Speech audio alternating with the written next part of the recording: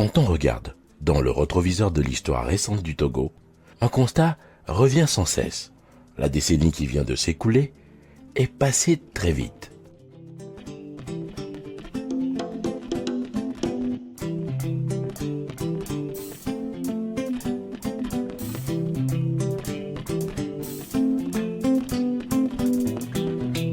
Avec l'élection du président Faure Gnassingbé à la magistrature suprême en avril 2005, commence en effet une nouvelle épopée pour le Togo. Ce sera une décennie pleine et intense, une décennie qui aura conduit le pays vers des mutations dans tous les domaines.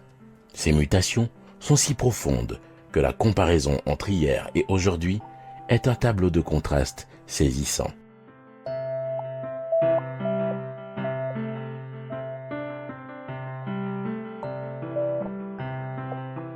Quand, en 2005, les Togolais choisissent de confier leur destinée au président Faure Gnassingbé, l'économie nationale est à genoux, affaiblie par une crise politique interminable et la méfiance de la communauté internationale.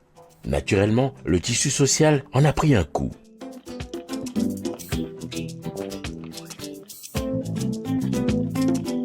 Pouvoir d'achat, éducation, santé, aucun secteur n'est épargné. Tout est urgent, tout est prioritaire. Devant l'immensité de la tâche, le président Faure Gnassingbé décide de prendre le taureau par les cornes. Face au choc des priorités, il choisit de commencer par le commencement, la réconciliation nationale. Le chef de l'État a pleinement conscience que dans un pays miné par les tensions politiques qui plongent leurs racines dans son histoire profonde et tourmentée, rien de durable ne peut se faire sans la paix des cœurs et la concorde nationale. Il ouvre alors le chantier de la réconciliation avec deux objectifs prioritaires. Penser dans les cœurs des Togolais les blessures du passé et tendre la main aux adversaires politiques afin que personne ne soit laissé au bord du chemin dans cette aventure exaltante qu'est la reconstruction nationale. Aujourd'hui, les résultats sont là. Les partis politiques, toutes tendances confondues, ainsi que les représentants de la société civile signent dès 2006 l'accord politique global qui permet de dessiner de manière consensuelle les contours de l'avenir politique et institutionnel du pays. Les élections législatives, organisées dans la foulée en 2007, sont un véritable succès. En 2009, la commission Vérité, Justice et Réconciliation est installée et donne l'occasion aux victimes des violences à caractère politique perpétrées entre 1958 et 2005, ainsi que leurs auteurs présumés, d'assumer leur passé pour mieux préparer l'avenir dans un esprit de pardon et de concorde nationale.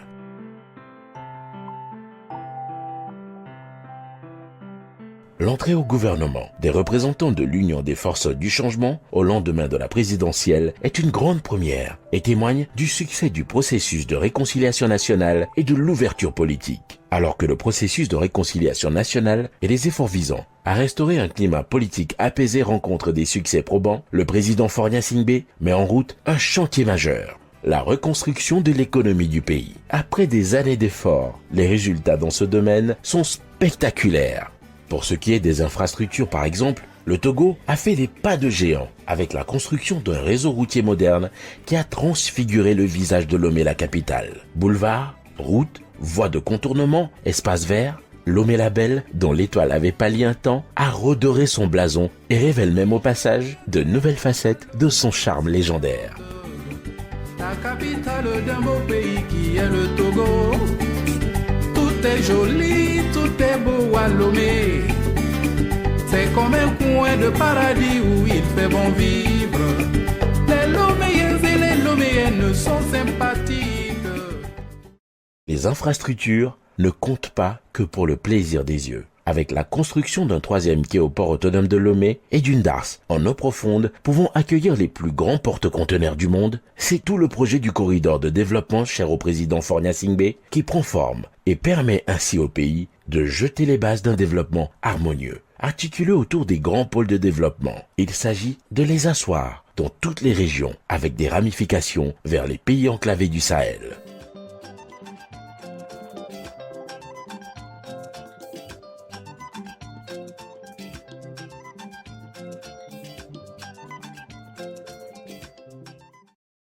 La nouvelle aérogare de l'aéroport international Gnassingbé et Adéma, en voie d'achèvement, est sans doute l'une des meilleures illustrations de l'inspiration du Togo à la modernité. Bâti sur 21 000 m² de surface, ce joyau architectural, qui prévoit 24 guichets d'enregistrement et 5 passerelles télescopiques, fera entrer l'aviation civile togolaise dès sa mise en service dans une nouvelle ère, avec un trafic de 1,5 à 2,5 millions de passagers attendus par an.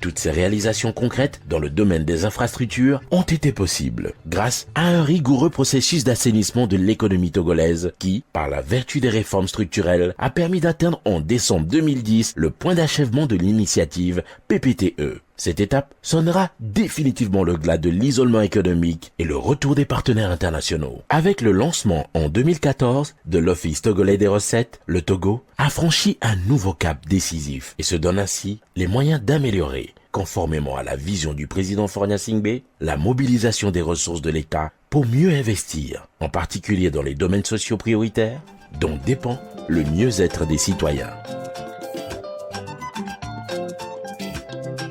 Alors qu'il poursuit les réformes sur le plan économique, le président Gnassingbé ne perd pas de vue une vérité essentielle. Quelles que soient les réformes engagées, elles laissent un goût d'inachevé, tant qu'elles ne concourent pas à remplir le panier de la ménagère et à améliorer de manière concrète les conditions de vie des populations. Fort de ce constat, le président Faure Gnassingbé décide d'accorder la priorité aux couches les plus vulnérables de la société togolaise. Le concept de développement à la base est ainsi lancé et permettra au gouvernement de mettre en œuvre une série d'initiatives qui ciblent les agriculteurs, les jeunes diplômés, les commerçants, les artisans.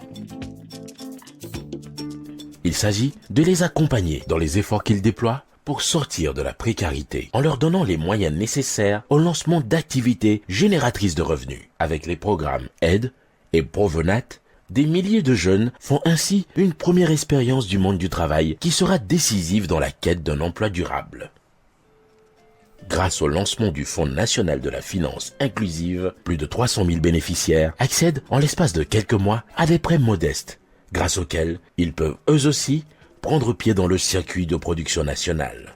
Peu à peu, la quête de l'inclusion économique et sociale devient une réalité pour de nombreux Togolais qui savent désormais que chacun peut avoir sa chance dans la quête du mieux-être. Innovation majeure, la mise en place d'un régime d'assurance maladie qui vient alléger pour des milliers de foyers aux revenus modestes le poids des dépenses de santé. Les agents de l'État peuvent désormais se soigner et avoir accès aux médicaments à moindre coût. Montrez. Bien. Ouais, bien. L'éducation n'a pas été en reste. Reprenant à son compte l'adage selon lequel « tant vaut l'école, tant vaut la nation », le président Faure Gnassingbé a décrété en 2008 la gratuité des frais de scolarité au primaire, ouvrant ainsi les portes de l'école pour des milliers d'enfants issus des milieux défavorisés, en particulier dans les zones rurales. En une décennie d'action et d'engagement pour le renouveau au Togo, le président Faure Gnassingbé a réussi à conduire le pays vers des résultats inespérés. Résultats sur lesquels peu d'observateurs se seraient risqués à prendre un pari, tant la mission de départ tenait de l'impossible. Et comme c'est souvent le cas, les succès internes balisent la voie pour le rayonnement du pays à l'extérieur. La décennie écoulée aura donc été le témoin d'un retour en force de la diplomatie togolaise. Au fil des ans, et grâce à la reprise en main de son destin dans le domaine économique, le Togo a retrouvé ses marques et inspire aujourd'hui confiance, respect et même une certaine admiration dans les sphères internationales. L'élection du Togo au Conseil de sécurité des Nations Unies en 2012 a constitué de ce point un tournant décisif. Pendant 2 années consécutives, le Togo du président Faure Gnassingbé a mis à profit cette position d'influence pour faire progresser l'agenda de la lutte contre la criminalité transfrontalière dans le Sahel et contre la piraterie maritime. La désignation quelques mois plus tôt du président Faure Gnassingbé comme président en exercice de l'Union économique et monétaire ouest-africaine est un témoignage supplémentaire de la confiance que le chef de l'État a su inspirer dans la sous-région, au point qu'en 2014, ses pairs de la CEDEAO n'ont pas hésité un seul instant à le désigner pour la supervision et la coordination de la riposte contre l'épidémie de la fièvre à virus Ebola.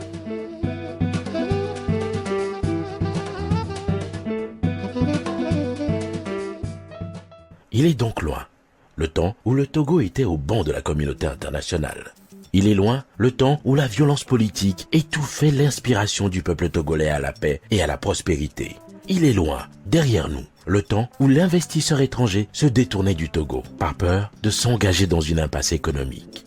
Aujourd'hui, après 10 années de sacrifices qui, Dieu merci, portent déjà des prémices visibles et à l'heure des grands choix, une question revient sans cesse à l'esprit. La sagesse africaine, héritée du fond des âges, ne recommande-t-elle pas de confier le perfectionnement de l'ouvrage que l'on a sous les yeux aux mains expertes et expérimentées de l'artisan que l'on a déjà vu à l'œuvre? C'est ma terre où je m'assois,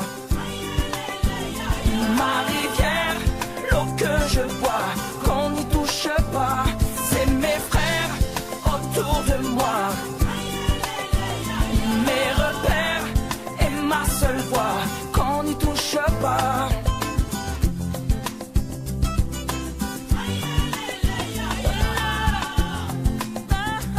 C'est ma terre où je m'assois, ma rivière, l'eau que je bois, qu'on n'y touche pas. C'est mes frères autour de